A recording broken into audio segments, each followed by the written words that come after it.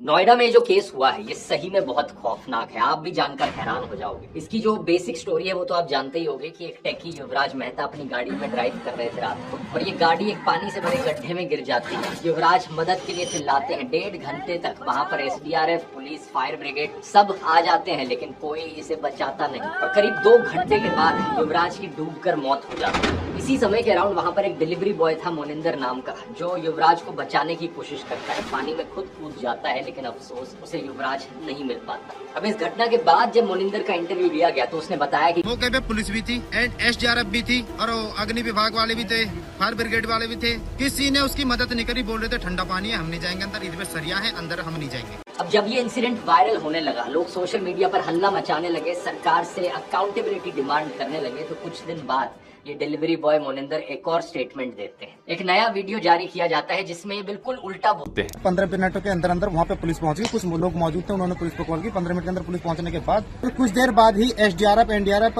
Fire brigade सब ही समय पर पहुंच चुके थे। उन्होंने पूरी मशक्कत के बाद लगभग कुछ समय बाद ही उसे बहुत जल्दी रेस्क्यू कर लिया था लड़के को। अब आप सोचोगे आखिर सच क्या है। मोनिंदर से जब एक और बार फिर पूछा गया तो उसने फाइनली हिम्मत जुटाकर हिंदुस्तान टाइम्स को सारा सच बता दिया। उसने बताया कि कैसे पुलिस ने उसे थाने बुलाया है, एक स्क्रिप्ट दी और जबरदस्ती पुलिस के फेवर में वीडियो रिकॉर्ड उससे करवाया गया। पुलिस ने उसे 4.5 घंटे तक पार्क में बिठा कर रखा था और धमकाते हुए कहा था 5-10 दिन के लिए गायब हो जा। केस तो 2-3 दिन में मीडिया से हट ही जाएगा लेकिन तू तो यहीं रहता है। सोचकर देखो दोस्तों, सरकार एक तो कितनी निकम्मी है कि बेसिक फैसिलिटीज तक सिटीजन्स को नहीं प्रोवाइड कर पा रही है, और दूसरा जब सच सामने आता है तो गुंडों की तरह बिहेव करते हैं सच को दबाने के लिए। मैं आपको बता दूं, जिस सड़क पर युवराज ड्राइव कर रहे थे उस सड़क का डिजाइन देखो। ऐसे 90 डिग्री के एंगल पर कहीं किसी डेवलप्ड कंट्री में आपको कोई सड़क नहीं दिखेगी। पहले तो इतने घटिया तरीके से एक सड़क बनाई गई, दूसरा कोई बैरियर तक नहीं लगाया गया, और तीसरा जब मदद की जरूरत थी ना तो वहाँ की एडमिनिस्ट्रेशन, पुलिस या फायर ब्रिगेड के पास